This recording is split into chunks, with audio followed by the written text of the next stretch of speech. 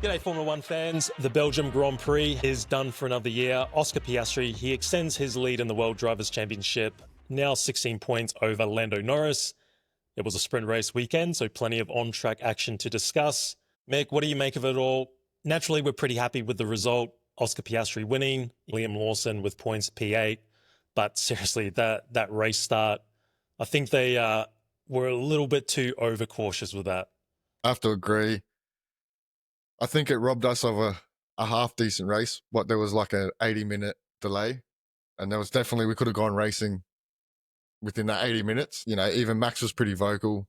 It was kind of like, come on, man, like, let's keep the cars out here. Let's get racing. But not only that, it affected a lot of teams, right? Because there was quite a few drivers that decided to switch to more of like a wet setup. And then obviously them being nullified by the FIA deciding to be probably a little bit too cautious. And then when they did come out, I thought we were good to go for a standing start.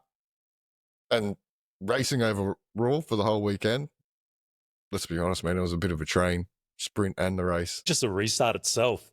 I mean, what was it, 4 or 5, probably like, 4 laps behind the safety car? I think it was 4 laps, yeah. It was far too long. Even Lewis Hamilton came out post-race and he was a bit surprised. Like, he's like, why are we not just doing a standing start? There's not a lot of spray on the track. We're good to go. So definitely overcautious. A lot of people are now starting to suggest, well, is that the end of wet weather racing? Like, are we stepping too much onto the side of safety, which is obviously important, but I think they just need to get the balance right. Maybe in hindsight, they'll look at that and go, yeah, we erred too much onto the side of caution. But yeah, I mean, I get it. It is. You've got, okay, visibility is the biggest issue, especially when you have places like Radion where you're literally coming over the hill, flat stick, and you can't see anything. Like, I get that part. But at the same time, let's not go too far because we will. If it's going to rain, then call the race off. If you don't want the cars to drive in the wet, but then why are we paying these drivers millions of dollars and meant to be the best in the world? Let's see what they've got in the wet in those conditions. Yep. Yeah, they just got to get the balance right. Well, sprint race weekend, we'll quickly just go into a little bit of the overview of what happened on the Friday and Saturday with obviously the sprint qualifying and the race itself. Oscar Piastri out of the gate, flawless, super quick, knocked out the pole with pretty much ease. A few other good results there for a few of the other teams, namely Haas, 2 drivers in Q3. But the race itself, yeah, it wasn't the most exciting. Max with the Red Bull, they brought the very low drag package onto the car, and really that's what won the race for Max on the Saturday. I don't think Piastri had anything in the bag with how fast that Red Bull was down Kemmel Straight.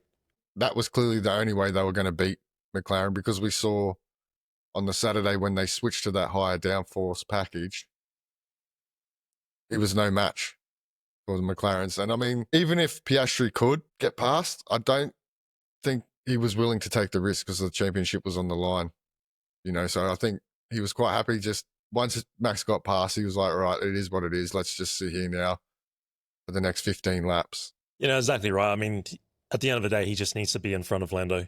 That's all really that matters. So he's not in the game right now to make 50-50 moves, trying to pass Max with the potential of losing a bag of points. But yeah, to round out the top 8, a couple of good performances there. Haas, double points. I'll be very happy with that. And Isaac Hadjar bringing up the last point in P8. We'll delve a little bit deeper into that overall. Let's start off with McLaren for the weekend. Oscar, look, he's done what he needed to do. He needed to turn the tide. Lando's had 3 wins on the trot, I think it was. And he's now stemmed the flow of points and put the momentum back in his favor. It was control from the start. Once he got that pass, it really didn't look in doubt that win. It was a statement all weekend, I think, from Oscar. Out of the gate, man, he was looked like he was the one to beat. You know, Lando said he didn't get the toe in the sprint quali, which hurt him, and then he managed to get it in qualifying for the race, and Oscar made a mistake into turn 14, which then let Lando get on pole. But it just shows the difference between the two drivers, man. Like, when you look at like the mistakes that Lando makes, costs him a lot more than the mistakes that Oscar makes. Now, when you look at the race overall, you go, okay, Lando finished 3.5 seconds behind Oscar. Well, realistically, when you add up 2 lockups into turn 1 and then ran wide in, I think it was Pouon, that was like 4 seconds worth of mistakes right there. And then you look at Oscar out in front, just controlled, man. You could say Lando had enough pace to catch him. Whether he would have been able to pass him or not might have been a different story, because I think Oscar still had a little bit in hand. We saw, I think he got his fastest lap of the race in the second last lap. So he was definitely managing his tyres. But just the mistakes when it matters, man, is what's costing Lando. And he's, normally he does it on a Saturday. This time he did it in the race when the pressure's on.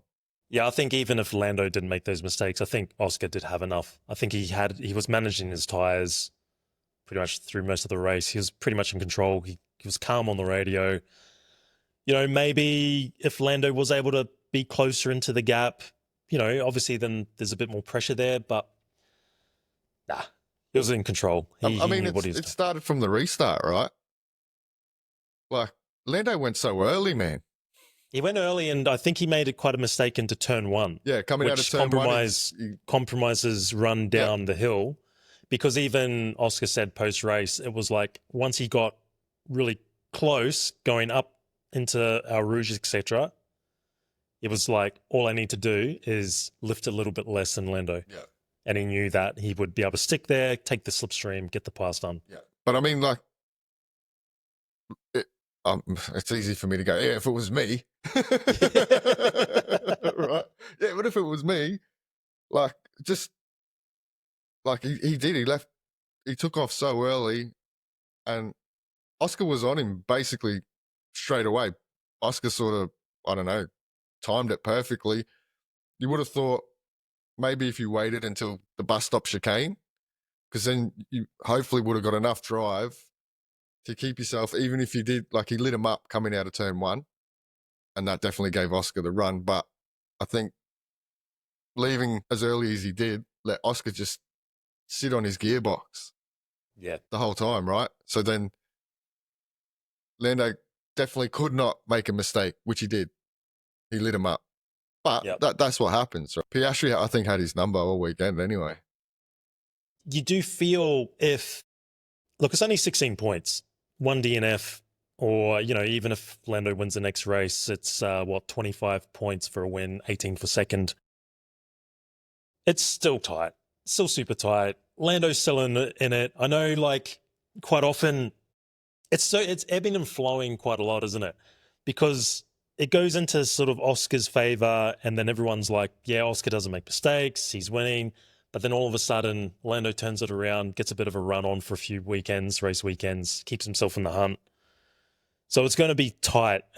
I actually think we get set up for an Abu Dhabi finale. Well, Ferrari, mixed bag, really. Hamilton, probably one of his worst race weekends in a long time. Good recovery driver on the Sunday. Charles Leclerc picking up the podium. He's making a bit of a habit of that now in recent times. What do you make of Ferrari? Do you think that rear upgrade brought any performance, or is it a bit too early to tell? Probably a bit too early to tell, but right now I'm going to say no. Because you look at the sprint race, Charles finished 10 seconds behind after 15 laps. Then you look at the main race, Charles finished 20 seconds behind the McLarens, right? Now that's a pretty massive margin. Yes, they may have made a slight gain, but it's definitely not enough. McLaren are just way too dominant. I mean, we're looking like 3-4 tenths in every session. They're faster than everyone else. Charlie boy, man, rock solid.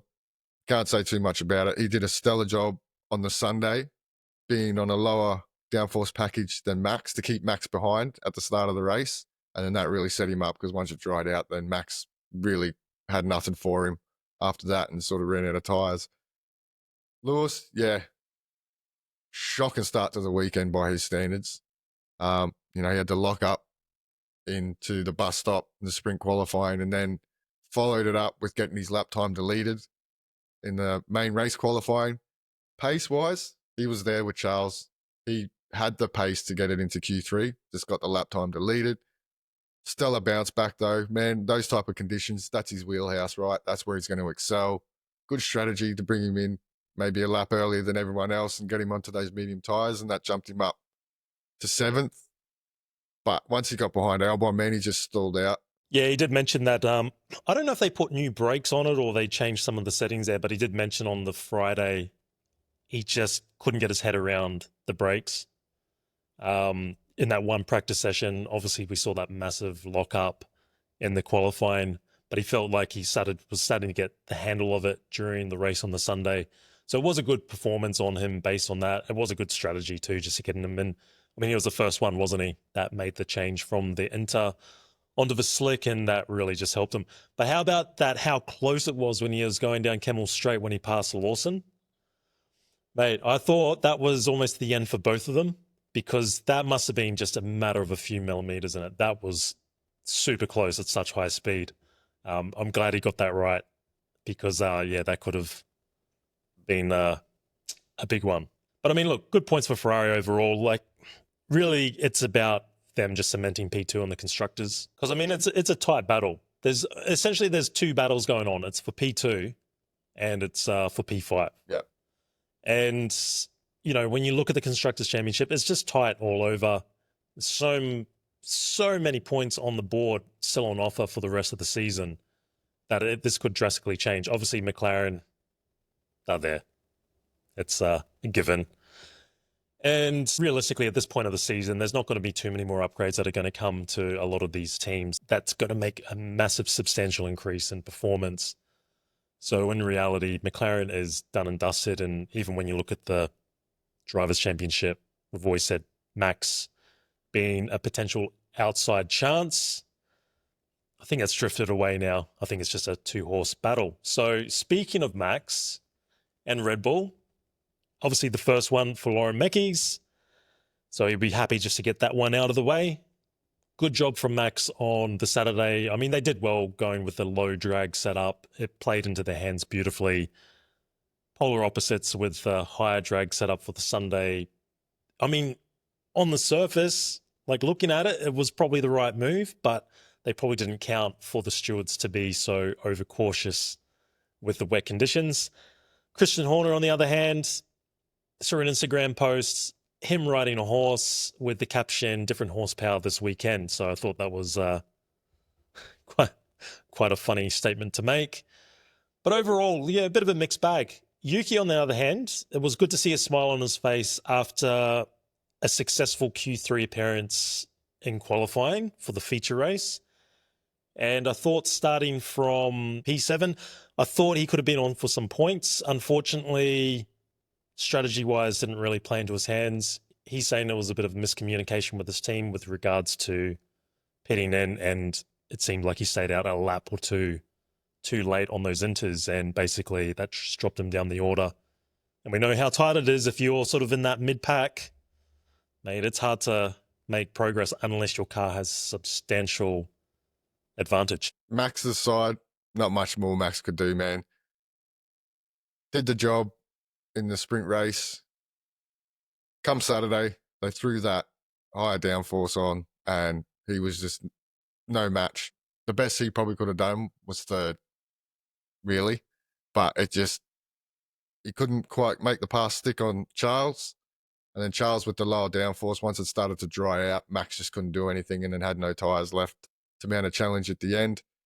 Yuki, on the other hand, man, they finally gave him an upgrade. Yeah, that's right. He got the floor, the same floor as Max, wasn't it? Yeah, so he ended up, they gave him the floor just ahead of qualifying for the main race, and he got into Q3. So hopefully, fingers crossed, he's managed to find something there, and he seemed quite happy about it. He said it definitely made a difference for him.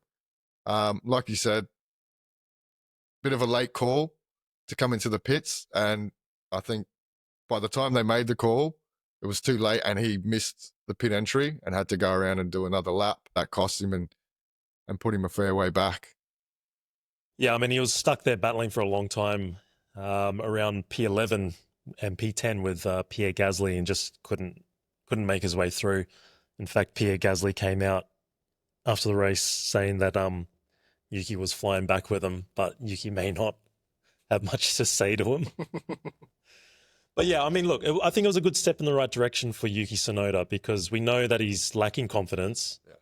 And it was nice to see him get the floor upgrade. And like you said, maybe he's just unlocked a little bit of confidence, a little bit of performance, and he can build on from this. Yeah, I mean, he definitely seemed like that's the happiest we've seen him since he's been at Red Bull, right? Yeah, like pretty much. Whatever it is, he felt like he's found something. He's still a fair way off, but we said it's not even about closing your gap anymore. It's about putting yourself in a position just to score points. Yeah. And without that strategy call, he probably would have done that, right? Yeah, it was a massive opportunity that went. Yeah, so you can't really put that down to him, this one. He did what he needed to do. He got himself into Q3. What's the first thing he needed to do? And then, yeah, it's just a poor strategy call by the team.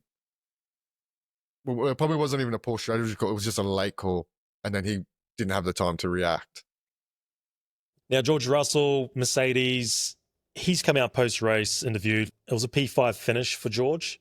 I think he's extracting what he can, but he made a pretty fair statement that he believes Mercedes took a certain direction a couple of months ago and it just hasn't worked out.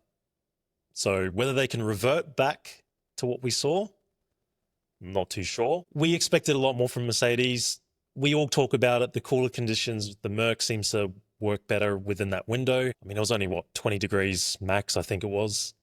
So definitely would have expected a little bit more. Kimi is still struggling, and it was a tough weekend for him. We saw the emotion come out on, I think it was a Saturday, eliminated in Q1 in the sprint race. So I think the pressure's piling up a little bit on young Kimi over there. When you look at Mercedes, they seem to have gone backwards since they brought the new updates.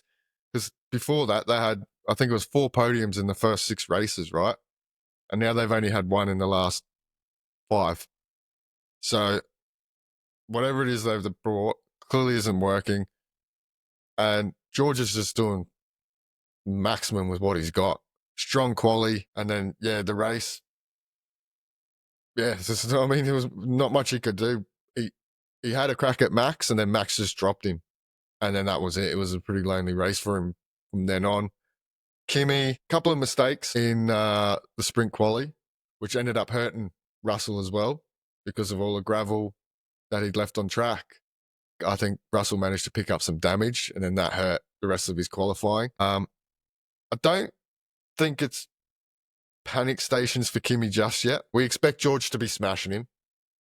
That's fair enough. It's probably hard too because his first couple of races, man, he did so well.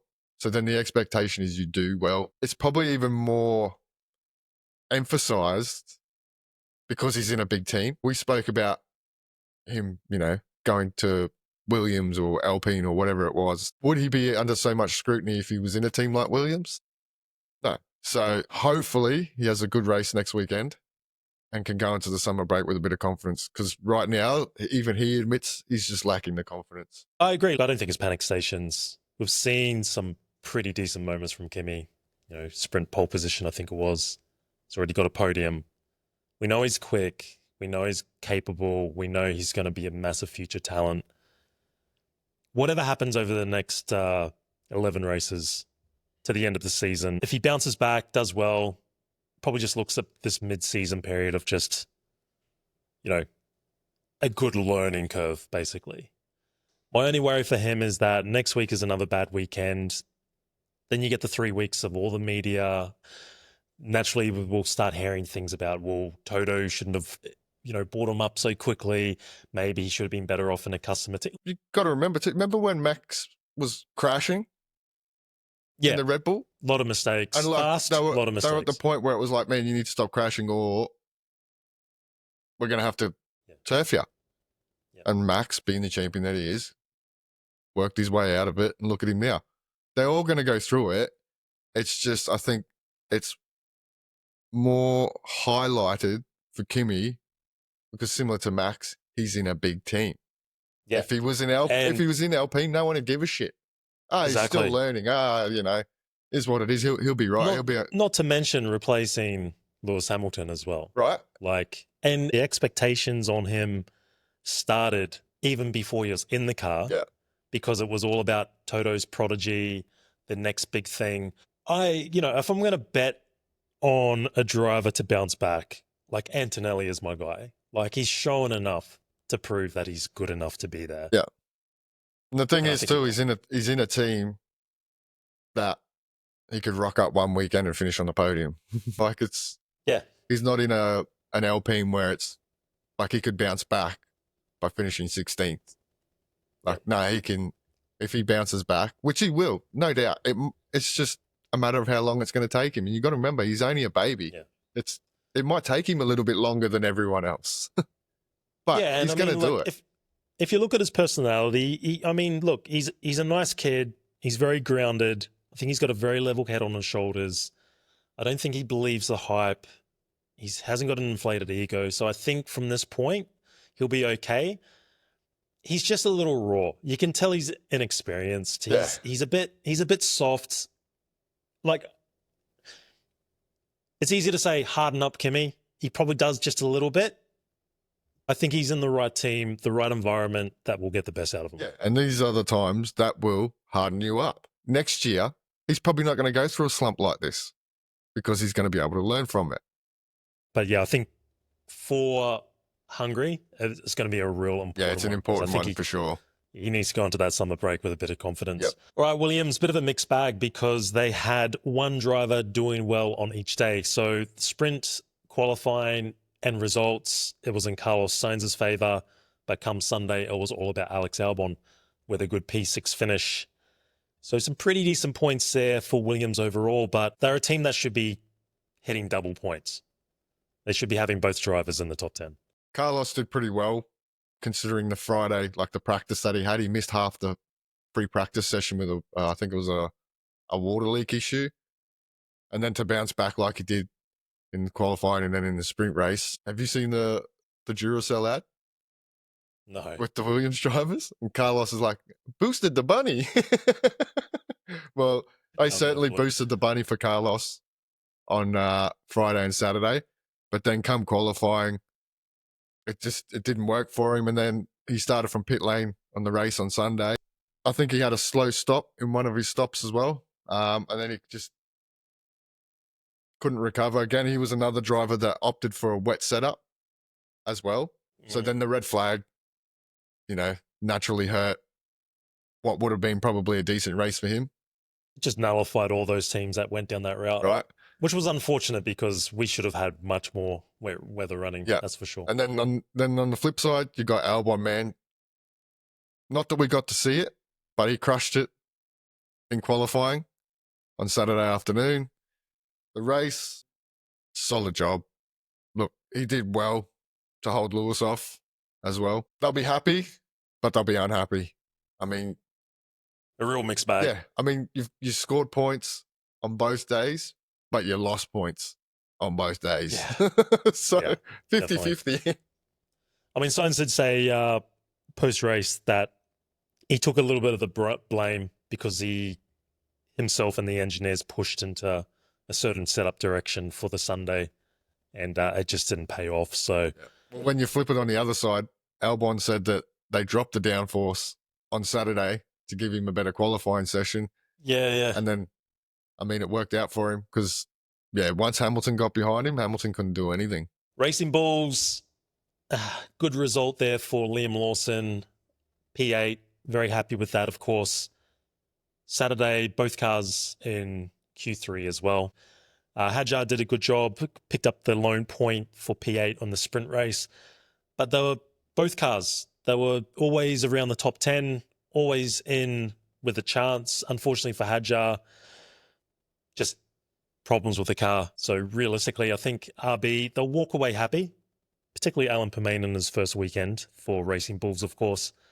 They'll walk away that there's pace in that car, and I think they unlocked quite a bit for Spa, but I'm disappointed that that was a potential double points finish for Sunday. We said it in the preview. They really both need to be scoring points because they haven't done so since Miami bar Monaco. They'll be happy that, like you said, they've got speed there. This is an opportunity you know, if they both managed to score points on Sunday, they would have jumped kick and gone up into that 6th place in the Constructors. Like you said, Hadjar had an issue and lost top speed, then decided to switch to a 2-stop strategy, and we know that just didn't work for any of them.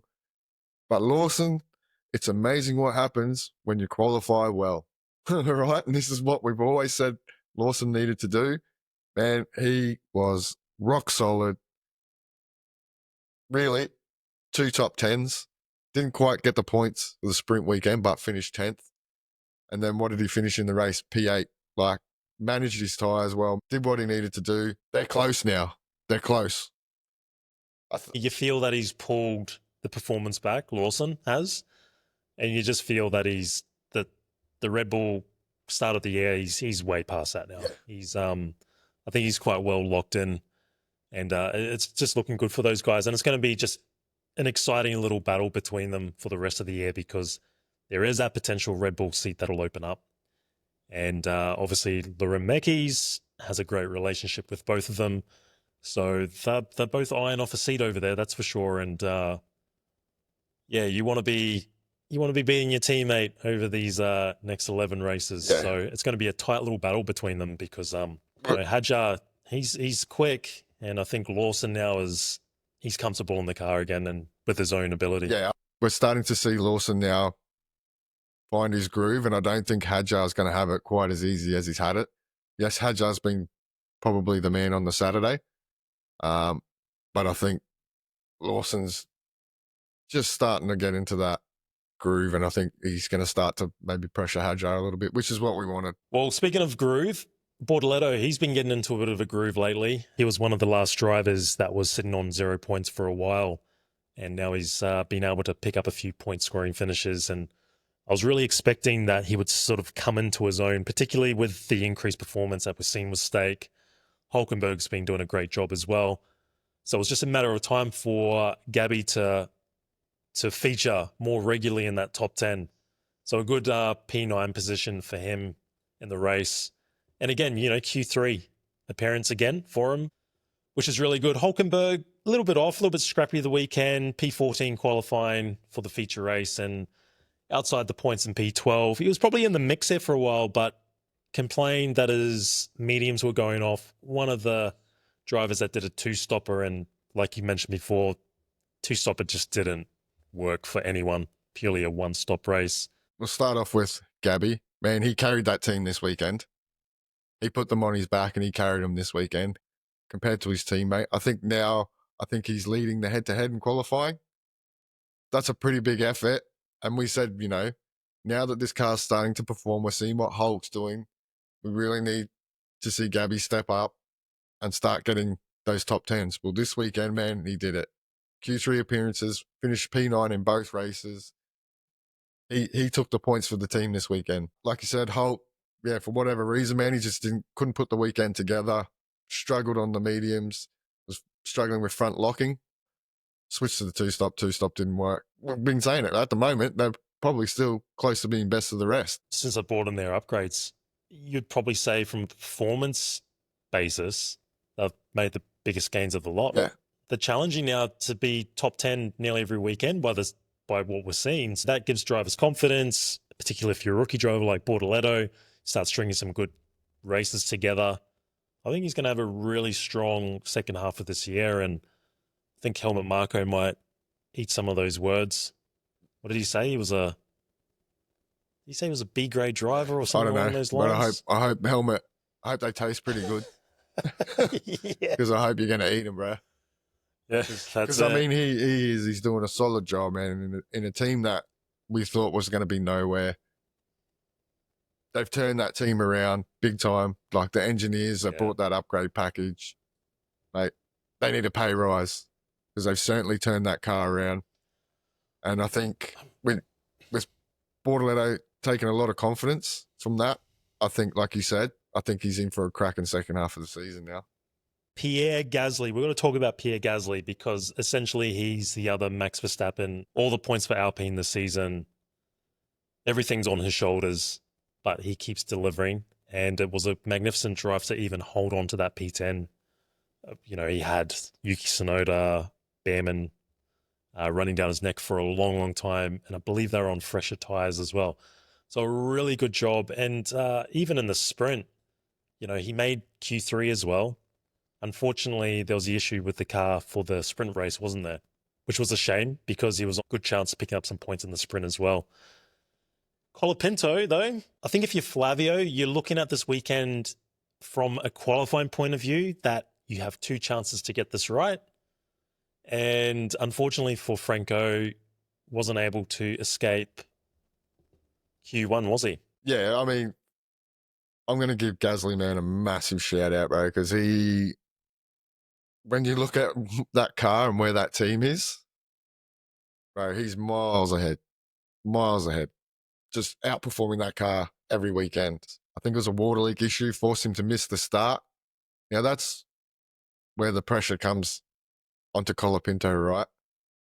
You need to be there to back up when something happens to Gasly. Like, yeah, okay, you might not be able to get the results and the performance exactly like Gasly can, but you've got to be close. I think if you look at it from just the qualifying side, when you have one driver that gets into Q3, both sessions, but your other driver can't even get into Q2. Yeah. I think Flavio would be really disappointed with that because it's not as though Gasly gets into Q3 and then it would be like, oh, well, we expect Colapinto to be in Q3. Not at all. Yeah. But if Gasly's getting into Q3, you've got to be getting into Q2, yeah. Franco. Yeah. That's really what you need to be doing. And particularly at this stage where, is this race 7, I believe, of the stint for this year? I think it is. You definitely would be, and again, like I said, 2 chances at the same track. And I know there's a lot of variables because everyone gets the 2 chances, so maybe everybody else does better as well. But your baseline marker right now is Gasly, and if he's getting into Q3s, you've got to be getting into Q2s. That's how I see it. Yeah, no, you're right, man. You're 100% right. We said in the preview that it's tough for him, no doubt, because he didn't get a preseason. He's got to come in a car that's underperforming and try and perform. He's lacking a lot of confidence now too. Just mentally smashed. And unfortunately, I don't see enough performance in him to keep that seat.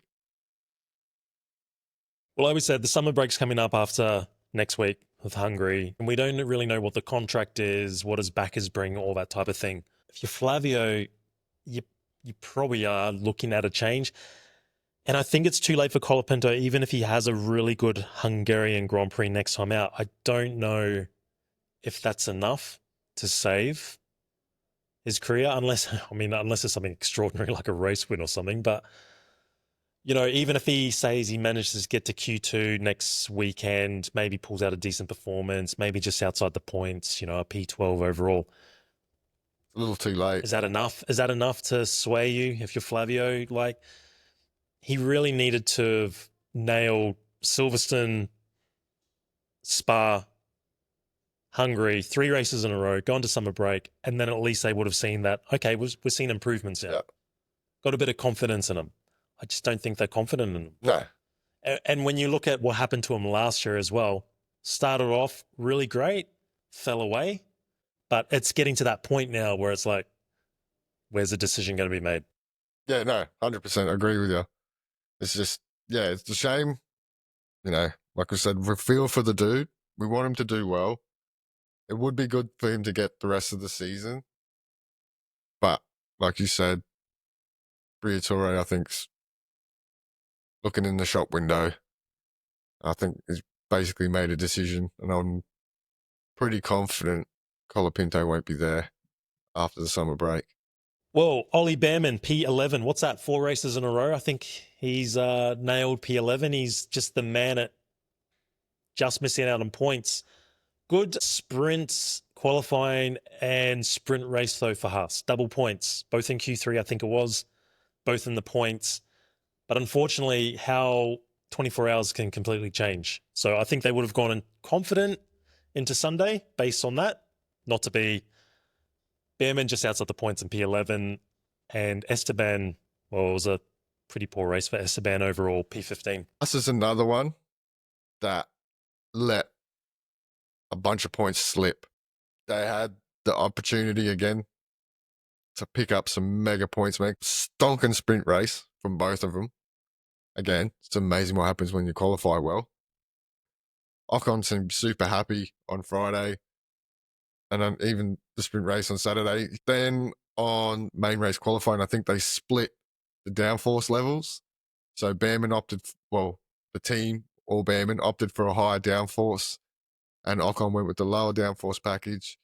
I think Behrman had engine troubles that he was managing the whole race, so that put him outside the 10.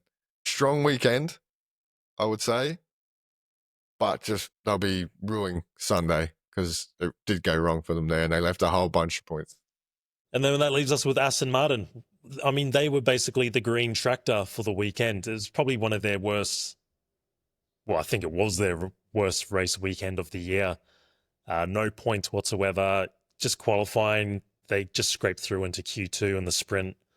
And then come race day qualifying, 19th, 20th on the grid. And then just even in the races themselves, they were just nowhere. I mean, Lance Stroll, P14, Fernando 17th. Lance came out post-race. He was just like, well, this is the most that I could really extract out of the car.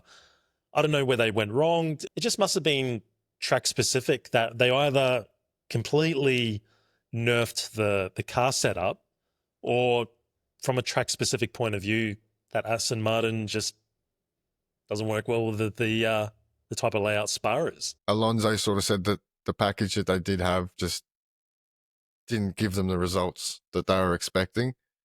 Because you're right, mate, they had nothing all weekend. Way off. Like way off. I mean, if you're looking for a positive, Stroll's race on Sunday to get to 14th was pretty decent. Alonso, well, he started from pit lane because I think he changed power unit, and then was another driver that went to the wet setup and then tried the 2-stop. Just didn't work. But they, more than anything, man, they took a pretty decent hit on the constructors. Like they can't afford to be having weekends like that. I was a bit surprised, to be honest, that was so far off, because they had been one of the teams over the last few race weekends with the upgrades that they've bought.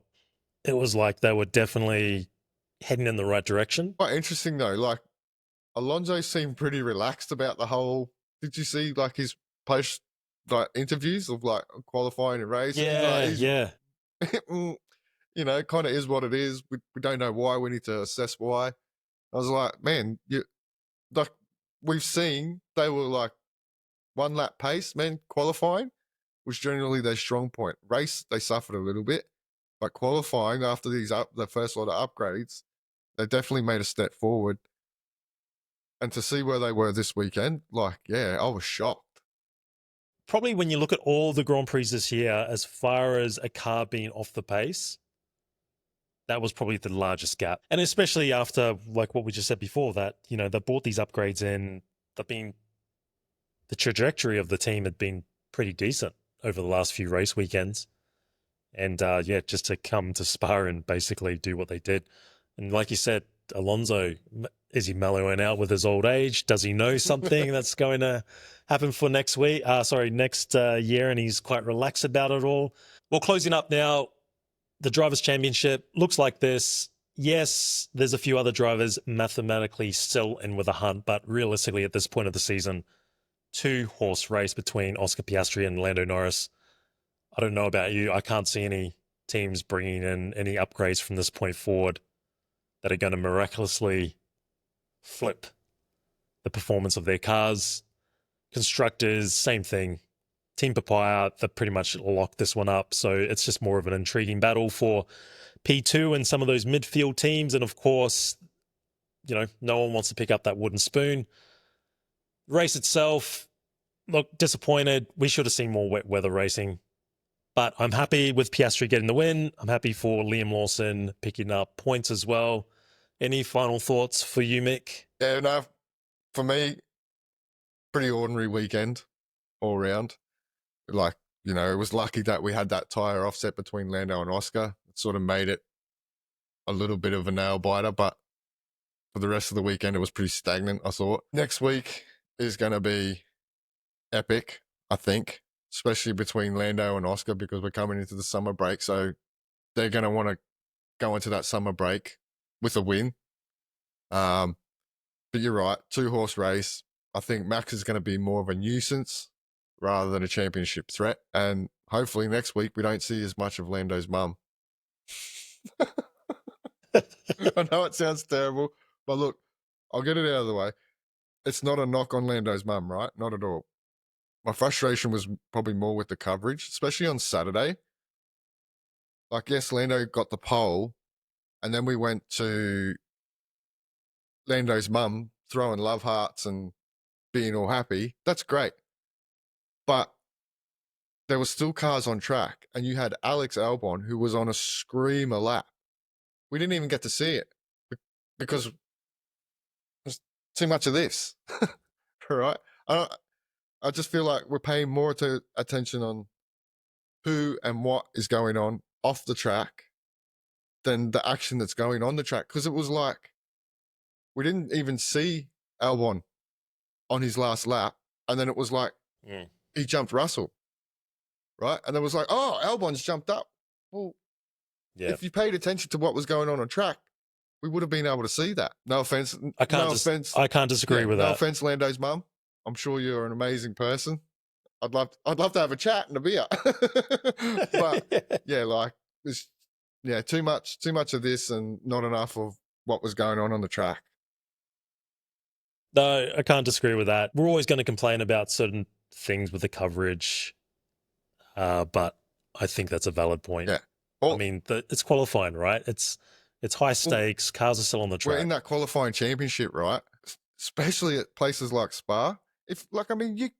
They would know that Albon was on a lap, surely, right? Let's just focus on what's going on track. And then after the session, spend your 15, 20 minutes looking at people. What celebrities are standing in the garage and whose parents are there. Yeah, let us know what you thought of the weekend as a whole. Did you like it? Was it boring?